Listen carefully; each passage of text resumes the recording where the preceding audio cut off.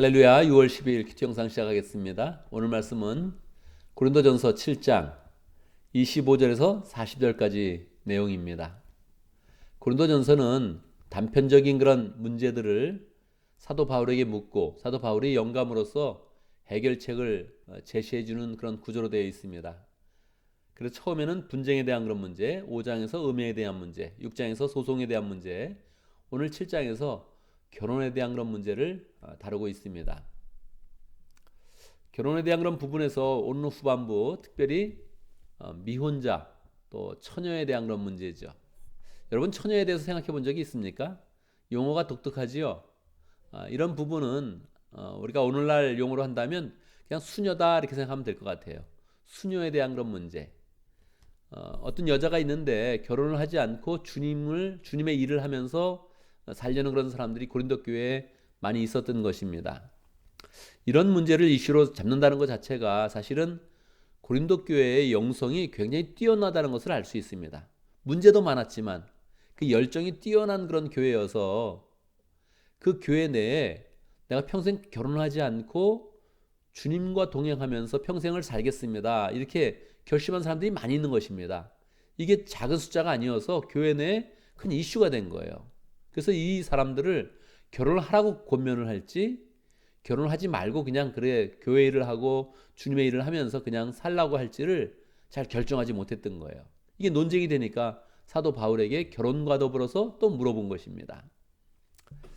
제가 어제도 얘기했지만 결혼과 이런 또 가정생활에 대해서는 사도 바울이 전문가가 아니죠. 제가 더 전문가죠. 그러니까 사도 바울은 또 25절에서 이야기하는 것입니다. 주님께서 처녀들에 대하여, 처녀들은 이제 수녀라고 번역하면 더 우리가 이해하기가 굉장히 쉽습니다. 주님께서 수녀처럼 살 사람들에 대해서 하신 명령을 나로서는 받은 것이 없습니다. 주님께서 직접 주신 그런 계시가 없으니까 그럼 어떻게 하겠어요? 본인의 그냥 개인적인 의견, 개인적인 생각을 이야기하는 것이죠. 개인적인 생각이지만 사도 바울의 그런 삶과 사역을 보면 그의 지혜가 굉장히 뛰어나기 때문에 개인적인 의견이지만 정말로 훌륭한, 정말로 신앙으로서 아주 높은 수준에 있는 그런 사람의 의견이다. 그렇게 하면서 우리가 잘 받는 것이 좋겠죠. 이 개인적인 의견을 이야기하면서 사도 바울은 두 가지의 전제를 하고 있습니다. 첫 번째, 우리의 인생이 주님을 위한 그런 삶이다. 여러분 그렇게 생각합니까? 우리의 그런 삶은 인생 자체가 주님을 위한 그런 삶으로 살아가고 있습니까? 우리는 대부분 그렇지 못합니다. 일반적인 사람들은 다 자기 행복과 자기 성공과 자기 인생의 목표와 이런 것을 두고 살아가지 내 인생은 항상 주님과 동행하는 삶이요 주님을 위한 삶이다. 주님이 맡기시는 건 사명을 감당하는 삶이다. 이렇게 생각하지는 못하죠. 근데 바울은 그거를 전제해버리고 오늘 이야기를 해주는 것이죠. 두 번째, 바울의 그런 삶 가운데에서는 주님의 재림이 임박했다 하는 그런 생각을 가지고 있습니다. 29절 보면 형제자매 여러분 내가 말하려는 것은 이것입니다. 때가 얼마 남지 않았으니. 그러니까 이 바울의 그런 삶 가운데서는 지금 주님의 그런 재림이 임박했다 그렇게 생각합니다. 이 세상의 때는 얼마 남지 않았고 지금 이 상황들을 보면 주님의 재림이 아주 임박했다. 보통 그걸 임박한 종말론이라고 얘기합니다. 바울은 종말에 대해 생각을 할 때 임박한 종말론에 대해서 생각을 하고 있었습니다. 이런 전제하에서 이야기하는 것이죠. 자, 우리의 인생은 주님을 위한 그런 삶이요. 때는 지금 주님의 재림이 임박했다. 그러면 어떠한 그런 이야기를 해주겠어요? 그러면 그냥 결혼하지 말고 그냥 지내는 것이 좋다 이렇게 이야기를 하죠. 35절 보면 내가 이 말을 하는 것은 여러분을 유익하게 하려고 그러는 것이지 여러분에게 올가미를 씌우려고 그러는 것이 아닙니다. 품위 있게 살면서 마음에 헷갈림 없이 오직 주님만을 섬기게 하려는 것입니다. 그러니까 사도 바울의 그런 그 마음 가운데는 주님을 위한 삶이 최고고 주님과 동행해서 주님의 사역을 이루어야 되니까 아이, 뭐 이렇게 헷갈리게 세상적으로 결혼해가지고 남편을 위하고 또 부인을 위하고 아유 뭐 가정에 신경 쓰고 뭐 그렇게 사냐. 그냥 온전히 주님을 위해 사는 게 좋다. 이렇게 이제 결론을 내는 것이죠. 오늘 말씀에서 두 번이나 결혼하는 것은 죄가 아니다. 그렇게 생각을 그렇게 이제 그런 말씀이 나오죠. 이게 이제 진짜 바울이 결혼에 대해서 가정에 대해서는 전문가가 아니라는 겁니다. 바울의 멘탈이 그래요. 결혼을 할 수 있는가 없는가? 그러면 결혼을 해서 얼마나 풍성하고 하나님의 뜻을 잘 이루며 살 수 있는가? 이렇게 생각을 해야 되는데 결혼은 죄가 아닙니다. 뭐 결혼은 죄가 아니니까 이러고 시작을 하니까 결혼에 대한 그런 전제와 또 가정에 대한 그런 소망이 굉장히 약했던 것이죠. 그러니까 제가 자꾸 전문가가 아니다. 이제 그런 이야기를 이제 하는 것이죠.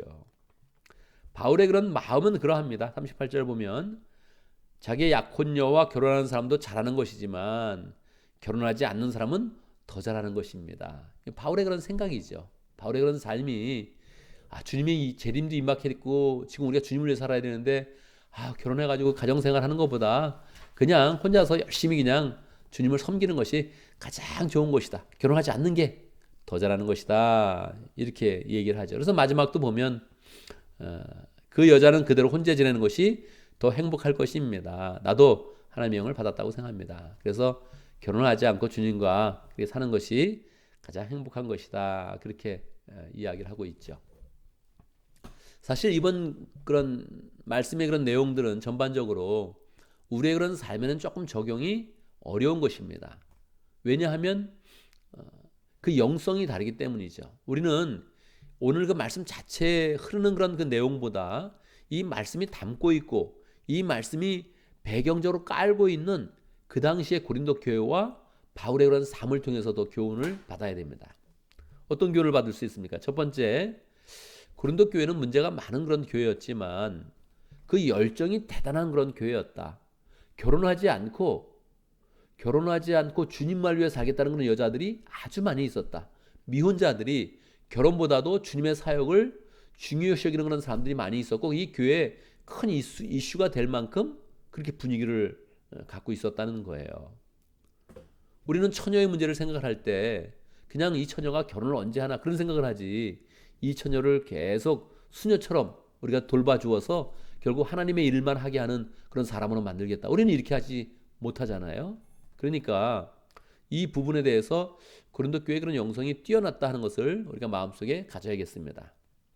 그렇지만 우리가 뭐 처녀를 볼 때 다 수녀로 만들어야 된다 이렇게 생각하는 것은 바람직하지 않습니다. 이 문제를 생각을 할 때는 이거는 특별한 그런 소수의 사람들, 특별히 사명을 받고 하나님 앞에 특별한 그런 마음을 가졌던 한 계층의 그런 사람들을 두고 한 것이구나 이렇게 생각을 하면 굉장히 간단합니다.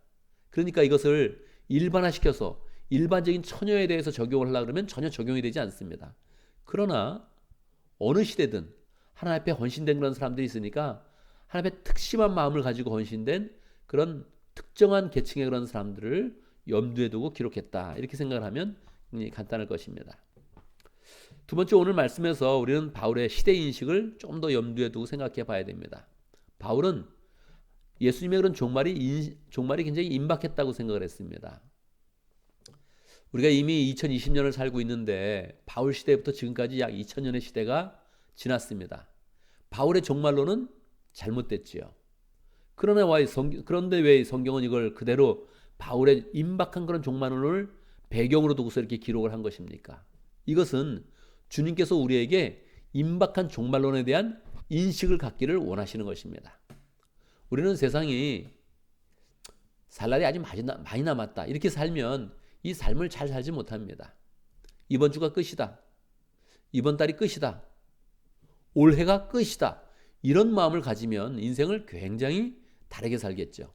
주님은 우리가 이러한 마음을 갖기를 원하십니다. 그래서 예수님도 임박한 종말론에 대해서 말씀하신 적도 있고 예수님 스스로 우리에게 내가 곧 오리라 하신 그런 말씀을 여러 번 말씀하셨고 사도 바울은 그 말씀을 그대로 받아서 임박한 종말론에 대한 신앙을 갖고 있는 것입니다. 우리는 내일 세상이 끝난다. 오늘 끝난다. 이번 달 끝난다. 이번 해에 예수님이 오실 것이다. 이런 이런 그 긴장된 그런 그 마음을 갖는 것을 예수님이 원하십니다.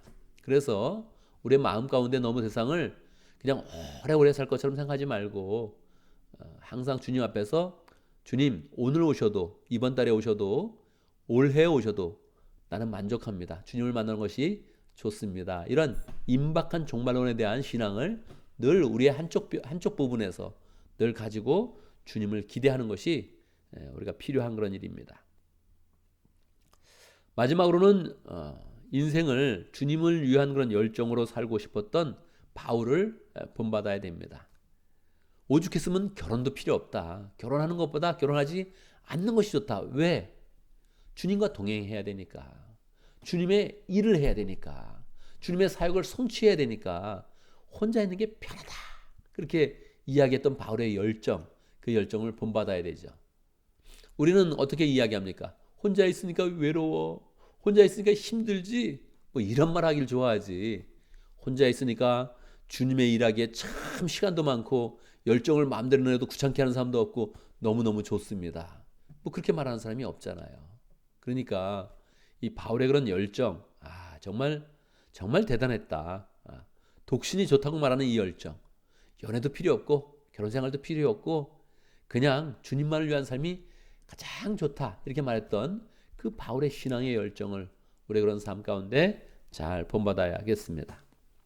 오늘 말씀을 기억하면서 우리 함께 기도합니다. 우리의 인생에서 주님과 동행하고 또 주님이 맡기신 그런 사역을 잘 감당할 수 있는 그런 그 마음을 가질 수 있도록 우리도 열정의 삶을 살고 주님을 사랑하는 그런 삶을 잘 살아갈 수 있도록 함께 기도합니다. 두 번째, 우리 미국을 위해서 기도하는데 우리 코로나 바이러스를 위해서 기도합니다. 아무리 뭐 통계가 어떻게 됐고 저렇게 했고 해도 코로나 바이러스는 미국이 전 세계 3분의 1 또는 4분의 1 정도 그 사이에 지금 있습니다. 한 나라가 감염자가 3분의 1, 4분의 1이 된다는 것은 너무 엄청난 거죠. 사망자도 또 그렇지 않습니까? 그래서 통계를 어떻게 말하든 너무너무 많습니다. 근데 이게 끝난 시점이 아니고 어제도 오늘도 계속 하루에 한 2만 명씩 감염자가 생기고 있습니다. 사망자는 한 1,000명씩 계속 늘어나고 있습니다. 어떡하겠습니까? 이거 빨리 해결을 해야 되는데 하나님께서 국류를 해결해 주시도록. 이건 뭐 누가 쉽게 해결할 수도 있는 것도 아니고 그냥 치료제와 백신이 빨리 개발돼야 되고 우리의 그런 삶은 조금 더 불편하더라도 사회적 거리두기를 잘 실천해야 됩니다. 아무리 경제가 급하다 할지라도 사회적 거리두기 조금 더 해야 됩니다. 미국 재무장관은 분명히 선언했습니다. 감염자가 더 생길지라도 봉쇄 정책을 다시 할 수는 없다. 이게 미국의 정책입니다. 그러면 어떻게 되겠습니까? 치료제가 안 나오고 백신이 안 나오면 정말 우리가 심각한 그런 위험에 처하게 되는 것입니다. 다시 봉쇄 정책을 취할 수는 없다.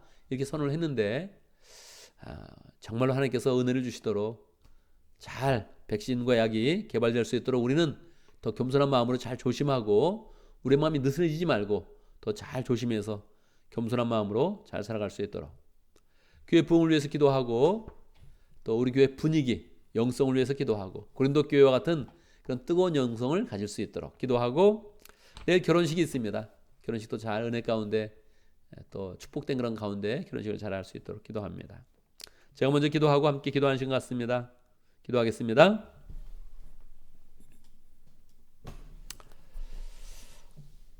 하나님 아버지,